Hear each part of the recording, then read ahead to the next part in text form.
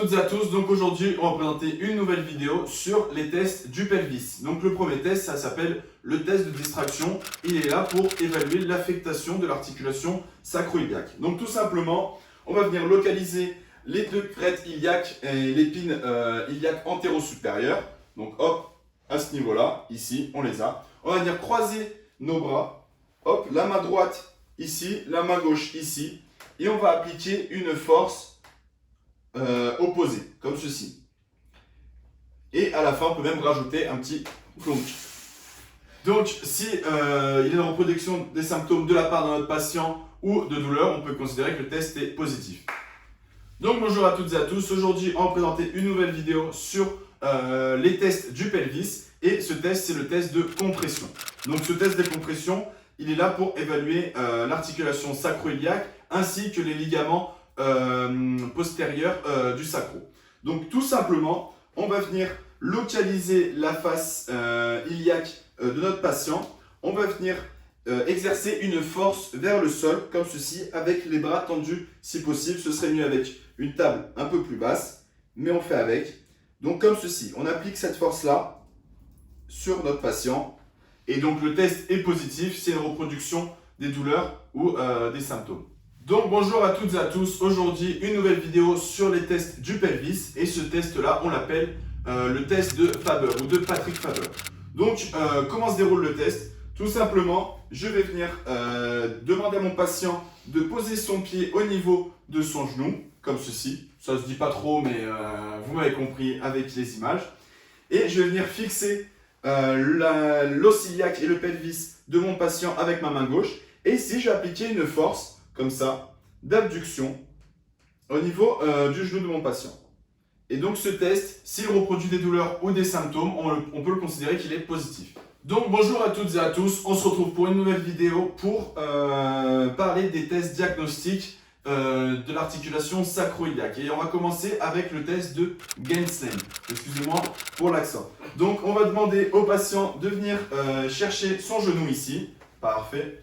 On va lui demander aussi de laisser tomber sa jambe hors de la table, comme ceci.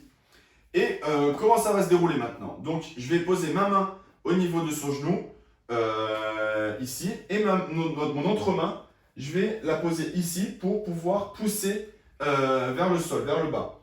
Donc, je vais pousser ici, mais je vais aussi pousser ici, comme ceci. Et donc, s'il y a une reproduction des symptômes au niveau de la jambe où il y a une flexion de hanche, et ben on peut considérer que le test est positif.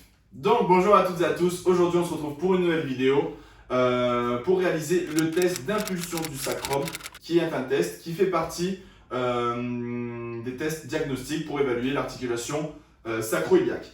Donc qu'est-ce qui va se passer? Donc tout d'abord on va devoir localiser S1, S2, donc c'est le sacrum. Donc logiquement je localise les épines iliaques antéro-supérieures et je reporte ici avec mon pouce et normalement je devrais me situer entre L3 et L4. Donc je vais descendre juste un peu, je vais arriver sur S1, S2. Hop, j'enlève un tout petit peu ici.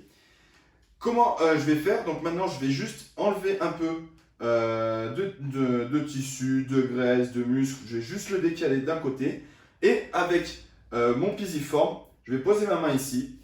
Je vais renforcer ma prise avec ma main droite. Et là, je vais faire une impulsion vers le bas et vers les pieds. Comme ceci.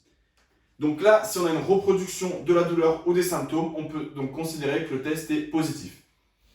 Donc bonjour à toutes et à tous. Aujourd'hui, on se retrouve pour une nouvelle vidéo pour évaluer l'articulation sacro-iliaque. Et on va commencer par le test qui s'appelle le Thigh Thrust Test. Désolé pour mon accent anglais. Donc je vais demander juste au patient d'aller chercher ses jambes pour que je puisse localiser son sacrum. Donc hop, comme ceci. Une fois que j'ai localisé son sacrum, je peux demander à mon patient de se relâcher. Hop. Et là, en fait, avec sa jambe contralatérale, je vais venir appliquer une force sur son genou et sur son fémur surtout, vers le bas, longitudinal. Donc comme ceci. Je fais bien attention à l'axe de mon coude pour appliquer une force optimale, comme ceci. Et donc le test est positif s'il y a une reproduction des douleurs ou des symptômes de la part du patient.